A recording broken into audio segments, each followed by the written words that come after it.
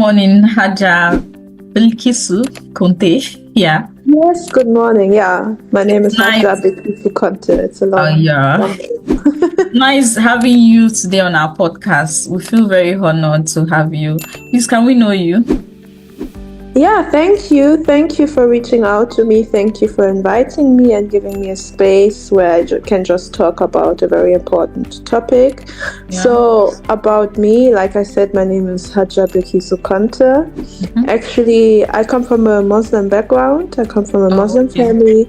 And the name Haja is from the Hajj. Balkisu is also a name from Yemen, and it means queen. It's also an Arabic Muslim name, and the surname Conte as well has a Muslim background. Yeah, I come from Sierra Leone, West Africa. I was born in the capital, Freetown, yes. Yeah. But I didn't stay there for long. I came to Germany when I was 5. Wow, okay. Yeah, and my father also used to live in Germany for a long time. He studied here, and basically he had some good friends who helped us to stay in Germany when the war broke out. So you're from Sierra Leone. Actually, I thought you're from Ghana also. No, I'm from Sierra Leone, yes. That's good. So we are talking about FGM this morning. Female Genital Mutilation, and I'm surprised that you've been in Germany for long. So when did it happen to you? So basically, like I said, I came to Germany when I was 5, and we stayed because of the war. But 3 years later, in 2002, I was already 8 years of age. The war has ceased. Yeah. And because I came to Germany with my brother and my mom only, so the minute the war ended, my mom wanted to go back with us kids because she was also separated from her family and her husband. Yeah. So we got back, but the way I see it, I think no one was really sure if we are just going for vacation or if we are staying permanently. Yeah. So we stayed longer than the usual 6 weeks of summer holidays that kids get from school. We stayed like around 8 or 9 weeks. Okay. And during that time, I experienced FGM, but it was not necessarily my mom nor my father who planned and organized my cutting. It was my stepmother. I come from a polygamous household. Okay. So yes, my father had 2 wives. So my stepmom, I call her Big Mama. She's the first wife, and my mother is the second. And my father is no longer alive. That's why that marriage doesn't exist anymore. But my Big Mama organized the cutting. And because of her status as the first wife, you know, the traditional way. Yeah. Basically, she had more say over us kids than my mom. And so she was the one who organized it. And that's how it happened when I was 8. And I think because the war has ended, a lot of people just took over their traditions, because when the war was happening, no one had time to follow traditions. No one had time for FGM. You know, everyone was on survival mode. But the minute the war ended, literally people were trying to find their normal again. And it makes sense to say, okay, I want to initiate my child into the culture. I want to integrate my child into the society. And in Sierra Leone, FGM plays a big role. It is a big part of female identity, and it's part of the culture. And this is a society that is linked to FGM. So it was my Big Mama who planned it. Okay. You said in Sierra Leone is like an identity for the woman. Is it prevalent till now? Is it happening now? Still? Definitely.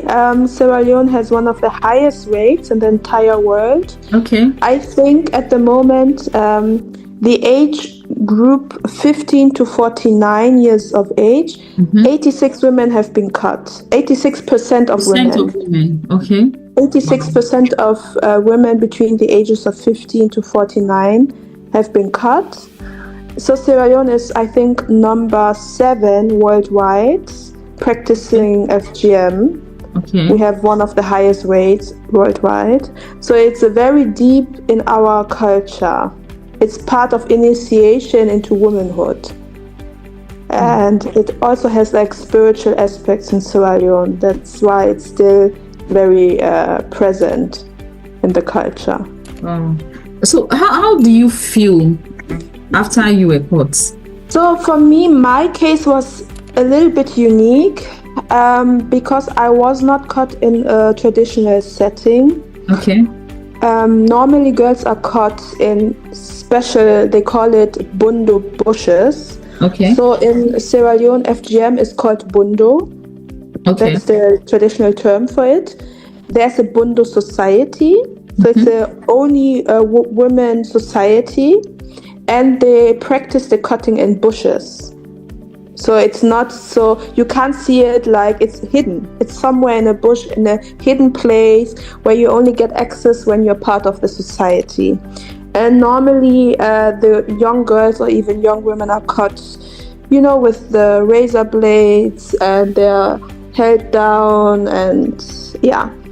But in my case, I come from an upper middle class household, and my stepmom is also highly educated.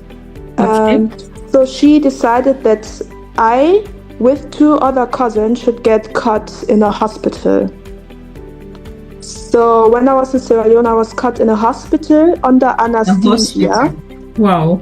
Yeah. And that's very uncommon for Sierra Leone. I think only 1% of women are cut that way, because most women are cut in the bundo bush or at home, depending on the tribe. But I would say, lucky enough, I got anesthesia, so I didn't feel the impact. I didn't feel the pain. Yeah. Sierra Leone doesn't do it normally in a hospital setting, but there are some countries like Egypt, they do it more often in hospitals. So in some countries, it's actually quite normal to get cut in a hospital. It means that the government is in support of it. I mean, back then I was cut in 2002, and during that time, there was no law implemented to avoid minors to get cut. But I know that in 2004, there was a law that banned cutting of minors. Minor children. But my cutting was before 2004, so back then it was allowed. And when your mom knew about it, how did she feel about it? So basically, my mom was in the hospital with me. Oh, okay. So, my stepmom decided it will happen. My stepmom also was in the hospital, but my mom was also with me and my 2 other cousins. And she was in the operating room when I was cut. Like, I know what I know now. What I still remember is how nervous she was. She was very nervous, and she didn't, how I saw it as an 8-year-old girl, she didn't feel comfortable. Okay. She felt, I sensed that she was very anxious and nervous, and because she as well, she knows the practice. She also went through it. She knows how dangerous it is. And I'm her only daughter, and of course my mom loves me. Yeah. My father loves me. Even my stepmom loves me. So my mom didn't feel comfortable. They told me I should pee before getting in the operation room. And the moment I entered this hospital, I knew something was up. I felt very tense. I didn't want to be there. And I was crying while I was told to go to pee. And my mom was literally forcing me, because she herself didn't want to be there. I could tell, like, she as well didn't feel comfortable, and I was crying, and I think she couldn't bear it really, so she was a little bit distant towards me, I think, in order also to protect herself or to dissociate from the situation. So after I peed, I was also sent to another room, and I was giving the anesthesia. The thing is, the lady who gave me the anesthesia, I think she's like a nurse, So I think she wasn't really taught to give anesthesia. That's also something you have to train and learn. And the reason I know that she might not be educated in that field of giving anesthesia is I woke up during the procedure. Yeah, and then she had to give me another dose. So I literally woke up while I was cut by the nurse, and I stared at her. And I stared at my mom, and I was totally disorientated. Luckily, I didn't feel the pain, and both of the women were really shocked that I woke up. And then she gave me another dose, the nurse, and then I fell asleep again. So it was a really tense situation for my mom, for myself. But after I woke up, like after everything was done, and my mom could ease up. After she knew, okay, it's over, I'm okay, she could relax. And her being happy afterwards made me feel comfortable. Because as a child, when you're 8, you don't know what's going on. What do I know? And you only orientate yourself through your parents, especially through your mother. So when she was tense before, I was tense. And when she was relaxed, I was relaxed. And I didn't even feel the need to ask her what happened to me. Okay. Yeah. So how does FGM affect women? How has it affected you personally as a woman? So for a very long time, I didn't know what happened to me because before, nothing was explained to me. I was just sent to a hospital. I got a shot. I was put to sleep. When I woke up, my private area was a little bit burning and itching, but I didn't really have pain. And I wasn't taught to ask questions. Some African families, kids are not taught to criticize or even ask. So I didn't bother to ask. I know something was off, something in between my legs felt different, but as an 8-year-old, I didn't even have a concept how my private parts look like. The only thing I noticed is that my cousins, because I was cut with my cousins, they were much older than me. The one cousin was around 14, the other one was 19. None of us were asked before or noticed.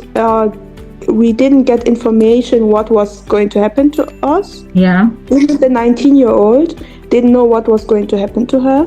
And then there were also other girls from other families, like 2-3 other girls around the ages 14 to 16. So I was the youngest, and I was the only one who had her parents by her side.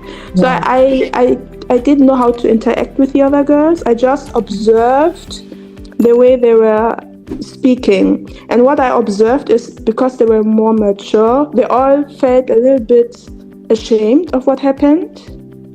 My older cousin, the 19-year-old, was shocked. She was literally always saying, no one told me this is going to happen to me. No one told me this. She was upset. And the other girls from the other families, their parents told them, like they were saying, oh yeah, my mom and dad, they sat me down to tell me, we want you to go through this practice so you can be a clean and acceptable woman in society. So I was just taking all of this information in, but I didn't know what to make out of it. And when I got older, I always knew something is different now, but I didn't know what. Because as a child, you can't comprehend something like this. It's impossible for a child to comprehend it. But I would say around the age 13, 14, I really understood what was done to me. And I felt really betrayed. I love my parents very much. I love my mom to pieces. And even today, I just love this woman because I can't imagine what she had to go through in her life.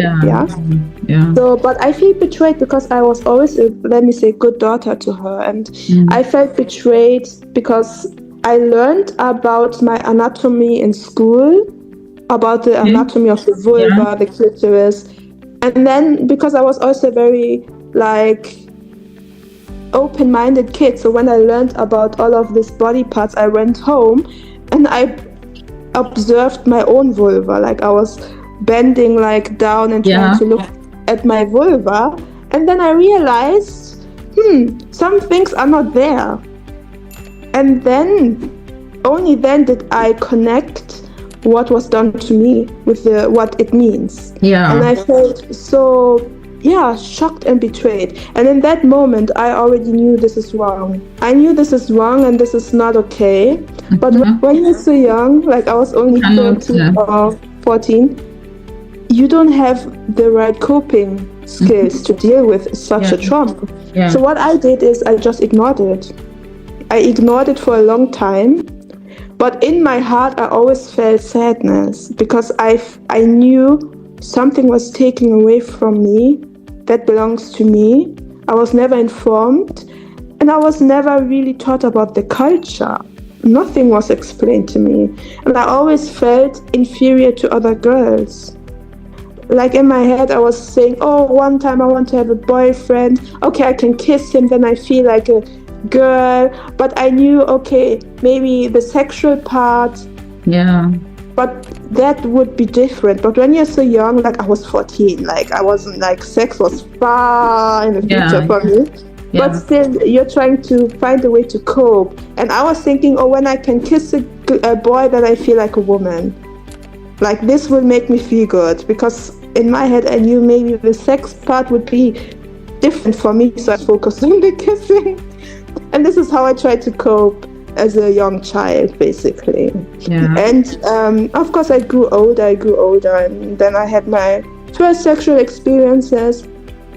And I was lucky, to be honest, because my first boyfriend, I was 17, that I had, he comes from a whole other community, he's not even African. He reacted very mature. And now, I know I was really lucky because a lot of young girls maybe don't have the luck to meet up a person who is that mature, and he knew what to say not to hurt me. We didn't have intercourse, but we were doing some sexual things. Mm-hmm. So he knew and saw also my private area, but he acted very mature and it gave me confidence. Didn't have a lot of bad experiences with men. Okay. And I found my own way to enjoy sexual activities even when I got older. Okay. So sex was never something negative for me. And I also enjoyed it. But when you get older and more mature, you also know, but it should be more than what I'm feeling and experiencing. Mm-hmm. But it's also a process of maturing, a process of consciousness, a process of being strong enough to maybe also look for solutions. Like I knew even at the age of 17 that there is reconstructive surgery available. Okay. But when you're so young, like the step to actually go through a surgery, you need a level of maturity, to be honest. So it took me a while, but I was growing into it. I was growing into my own womanhood, mm-hmm. and also speaking out, because a lot of times I would just find like excuses. Yeah, but my sex life it's okay, and I'm not in pain, and I actually enjoy it. But more and more, I allowed my true feeling to come out. No, something was robbed from you, and you're actually not fine with it. Yeah, maybe you enjoy sex, but it's still wrong what was done to you. Mm-hmm. And so that's how I was developing. That's how FGM hit me. Like, first I dissociated from it. Like, I didn't even think about it for a long time. Yeah. Then I was a little bit in denial. Mm-hmm. Like finding excuses, oh, this is not so bad. But after a while, I was hit with the truth that actually I don't feel fine with it. I was just suppressing a lot of emotions. And the sadness that I felt all of these years is valid because I was harmed. Yeah. Wow. So what are the common misconceptions about FGM? So one of the biggest ones, in my opinion, is, it's similar to male circumcision. It's not that bad. This is what I hear a lot. And I know people don't say it to be malicious. They just don't know. I mean, and I think also how the vulva everything looks so tiny, so people may not understand the impact of cutting certain body parts from a female body and a female vulva, because male circumcision literally only means cutting off the foreskin, and that can also have some benefits, like hygiene benefits. And for a lot of people who, for example, live in tropical regions in the world, that might be a positive thing. Okay. And because maybe you have less access to water, or it's very hot, and so cutting off the foreskin has religious applications, but also hygienic implications, why that could be helpful for a person. And at the other hand, it doesn't have a lot of negative side effects. Of course, there are some men who are complaining who maybe had some issues because of their circumcision. Okay. But compared to female genital mutilation cutting, you can't compare it, because what is cut from a woman, the clitoris, is the sex organ of a woman. If you would want to compare it with male circumcision, you would need to cut like a large part of the man's penis and not the foreskin. That's the first thing. And also with female genital mutilation, there are different types. So type 1 is where maybe they only cut the clitoral hood. Okay. And the clitoral hood is the same thing as the foreskin of a man. Okay. So it's there to protect the clitoris. Okay. So that's what FGM type 1 can be. Type 1 can be that they maybe prick the clitoris or just make a minor cut, but they don't remove the clitoris, basically. That's like type 1. But even like removing the clitoral hood, because there are no studies that show benefits doing it, other than like compared to removing the foreskin of a man. There are studies that can prove, it can have hygiene benefits. Okay. But for a woman, no, it does not have hygiene benefits. So this is the first thing. Even type 1, you can't compare it to male circumcision. And there's type 2, which is the most common type, and I'm also type 2, where they remove the clitoral hood, parts of the clitoris, or even the entire outer part of the clitoris. So it's called the clitoris glands. Okay. And type 2 can also mean that they remove the labia minora, the small lips. That's type 2. And type 3 is where they also cut basically the big lips, the labia majora, and then you are stitched together as well. That's type 3. Okay. And then there's a type 4, and type 4 can be anything else. Like in some countries like Uganda, some tribes stretch the labia of women to make it larger. Everything else you could do to the vulva is type 4. So, and you can't compare it to male circumcision. So that's one misconception that needs clarification. It's not the same. It can never be the same. Another misconception, in my opinion, is a lot of people think that women who were mutilated or cut do not like sex at all, or are like asexual. And that's not true. I mean, there's a thing, some people are asexual, but asexuality in my mind does not have a lot to do with maybe missing body parts.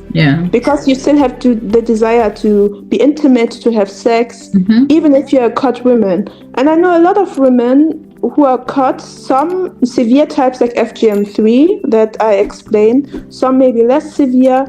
And the majority of women that I talk to enjoy sex. Some can even orgasm to a certain extent. Okay. And I have never really came across a woman who says, I have zero interest in sex. Okay. I never met a cut woman who said, I don't like sex at all. I don't even look at men. I don't have zero desires for it. Like, if that's a misconception.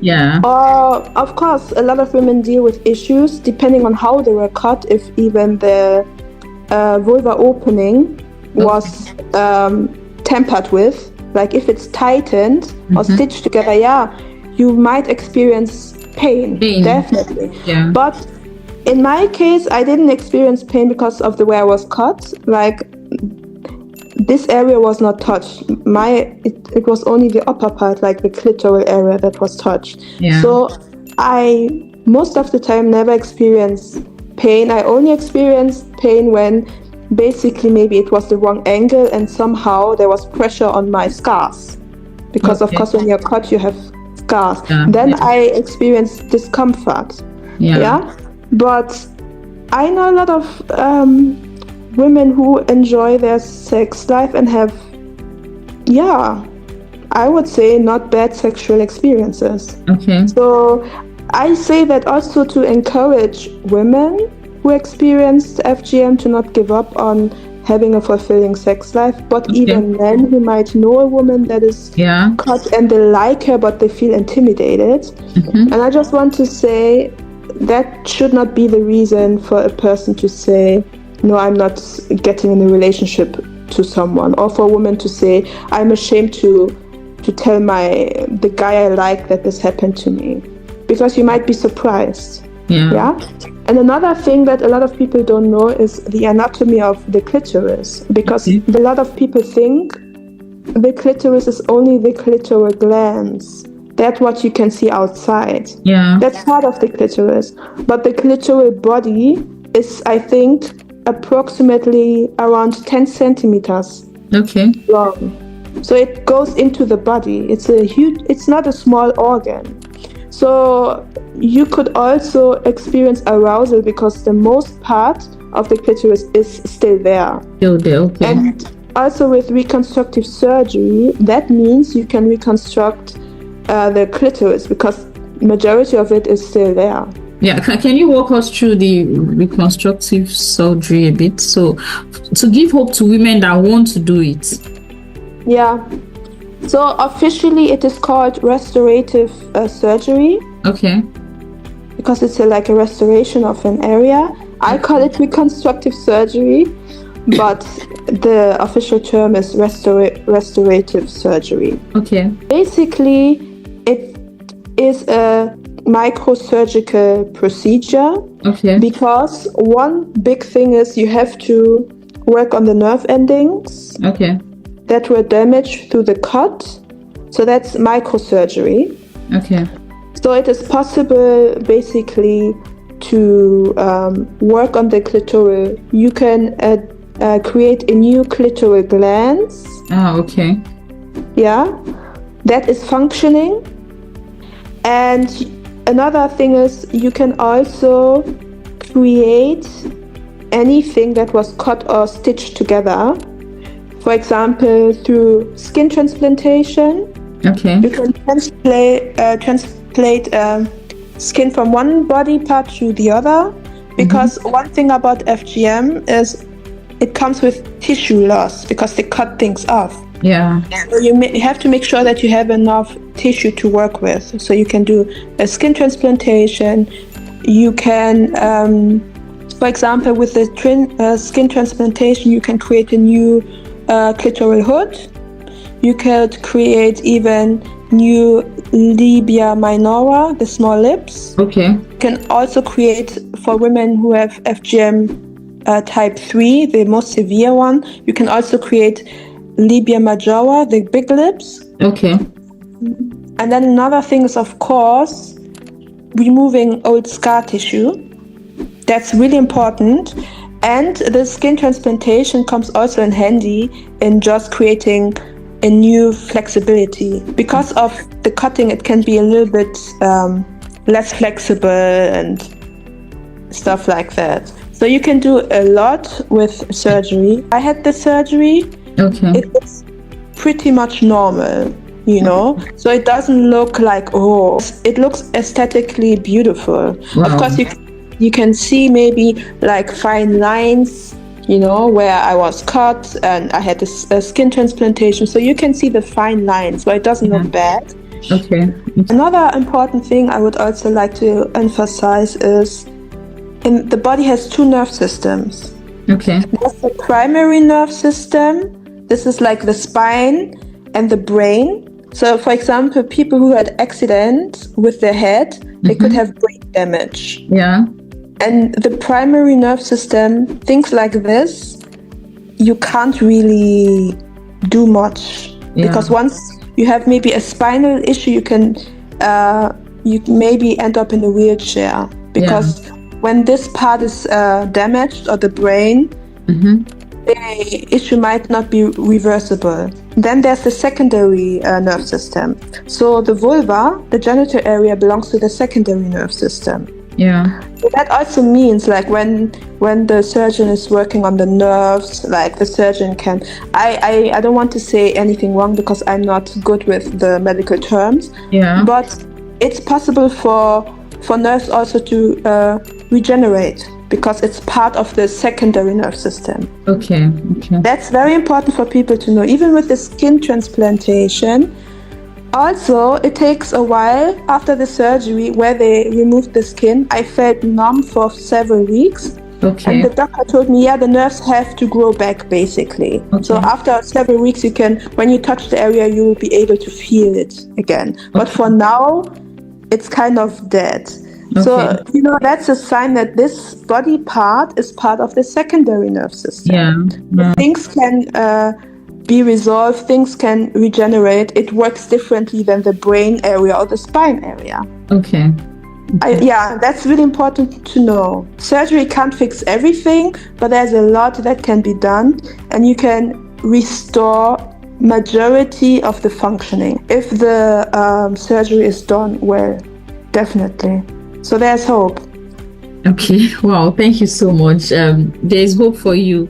Anybody listening out there. Congratulations on your book launch. Thank you. Yeah. So I want you to tell us more about your book launch. When is the event holding, and how we can connect with you in case there's a girl out there that she wants to talk to you. Yeah. Yeah. So it has been quite a journey for me, from a girl that was cut, becoming a survivor, being conscious of a survivorhood, and then becoming an activist.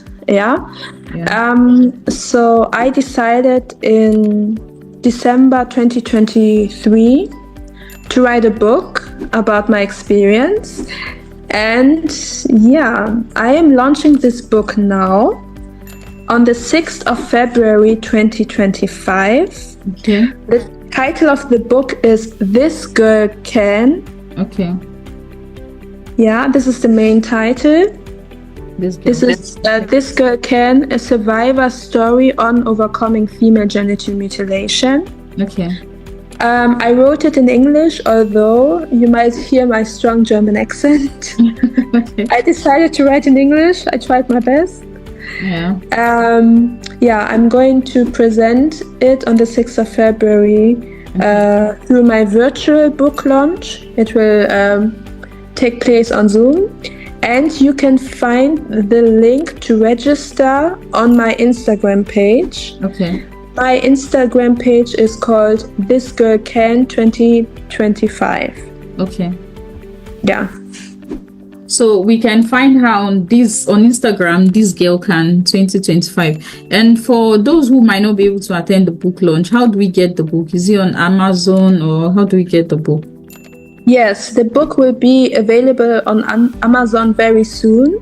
Okay. So you can't purchase it right now, but in a couple of days it's going to be available on Amazon. Okay. Wow. And so how can readers contribute to support your work in the FGM? Yeah.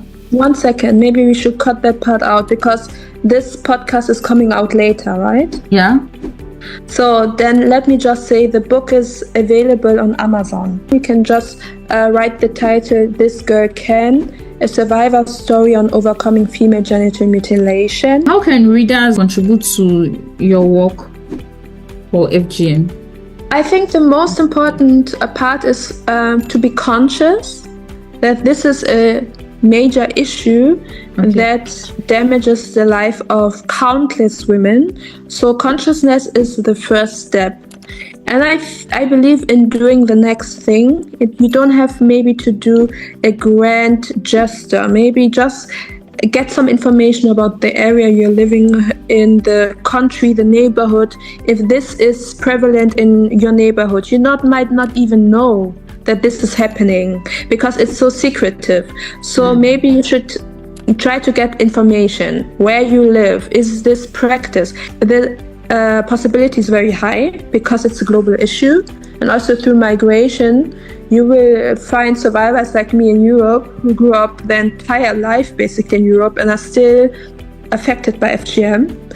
And I believe communication is the most important part because we are all living maybe also busy lives. So for a person who's interested to maybe connect in any capacity in this area, communication is important, research is important.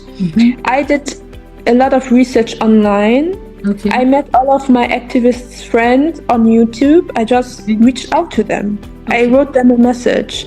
Even with my book writing, I have a mentor who helped me to write the book with the structure and organization and even planning of the event. And the way I met her is by just writing her a message after I saw a YouTube video of her. So I think this is maybe the first step. Just try to speak about it, get in contact with people who might know more about the topic or who are survivors, and be in dialogue. And through dialogue, you might come up with great ideas.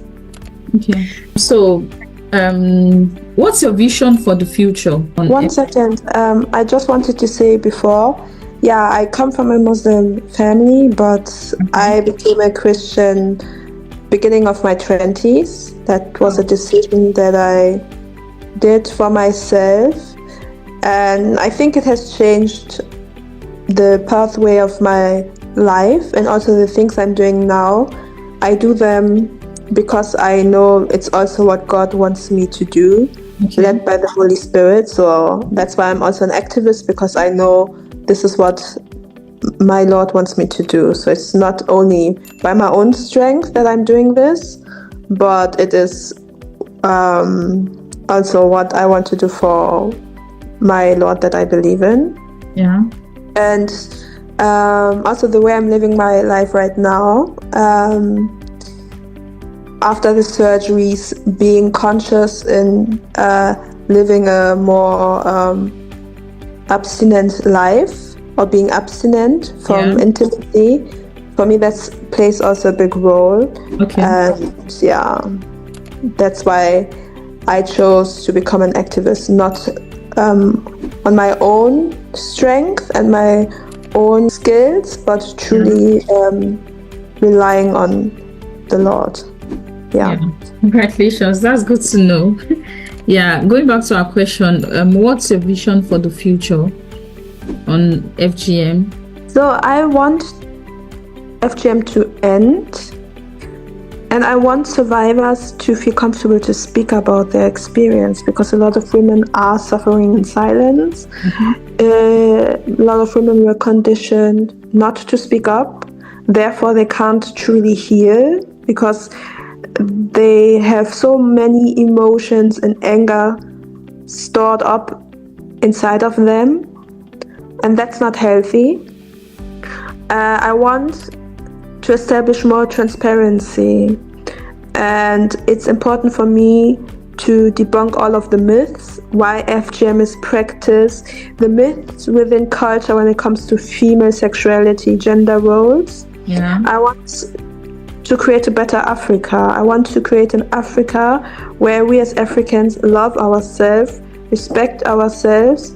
We don't have to harm ourselves. We can love our children and educate them, teach them, bring them up in the right way without harming them. I think that's part. FGM is only one phenomenon of a larger symptom. FGM is not only an African issue. I know that. It's also practiced in Asia, Middle East, even in parts of South America. And of course, because of globalization, it's everywhere, even in the West. But it is mainly an African issue. Yeah. And I think us as African, we have to change our mindset, how we view ourselves, how we see our children, and what we expect from life. And culture, of course, cultures and traditions are important, but you can't put a culture, a tradition, before the life of others. You can't put culture before the life of innocent children. Yeah. That's not okay. Yeah. And spirituality is also very important for us Africans, and I understand it.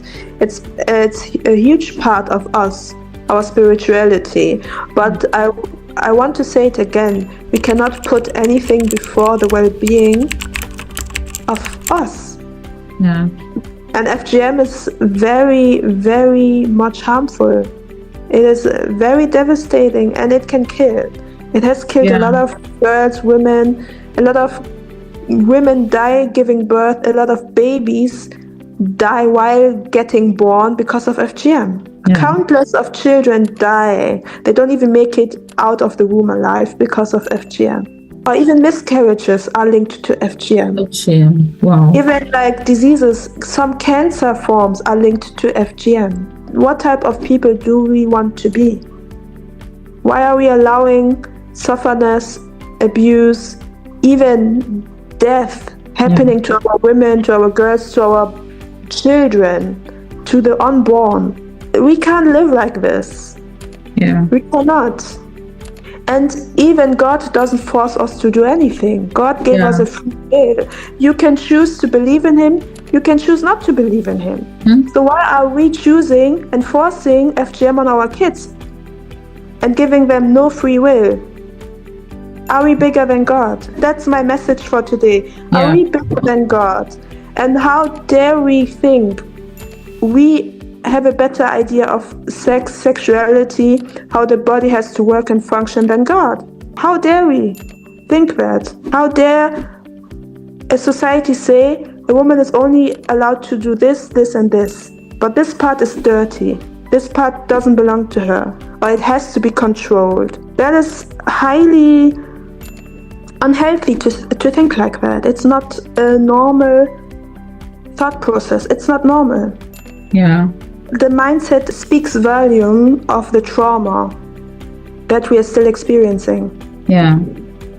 And it's also, in my opinion, very unusual. Of course, sex is a very, very delicate topic, and sex is powerful. Therefore, there's so much misuse of it. But it's unusual to want to control your child that much. Yeah. Yeah. To the extent of what they're able to feel. That's not none of your business. It's literally none of your business. Yeah. You're not married to that child. You're not experiencing, I hope you're not experiencing any type of intimacy, sexual intimacy with that child. You can advise them promiscuity is bad because of this and this reasons. Of course. Advise your child to behave in a manner that is optimal for them. Because with promiscuity comes also a lot of negative side effects. We know it. But you have to let them do and choose for themselves. Your role as a parent is to teach your child, to explain to them how life works. It's not your role to harm their bodies or to take something away from them. It's not even yours to take from. It belongs to God. That's what I have to say about that. Wow, thank you so much for coming today. We are very glad, and we are happy that you have overcome and you are still overcoming, and we wish you well in your fight against FGM. I'll be there in your book launch by the grace of God, and I should get a copy too. I'm also an advocate. Yes. Yeah, I'm joining you. That's amazing. That's amazing. Yeah. So thank you very much. We hope to invite you to our podcast sometimes in the future again. Yes, please. Yeah, thank you so much.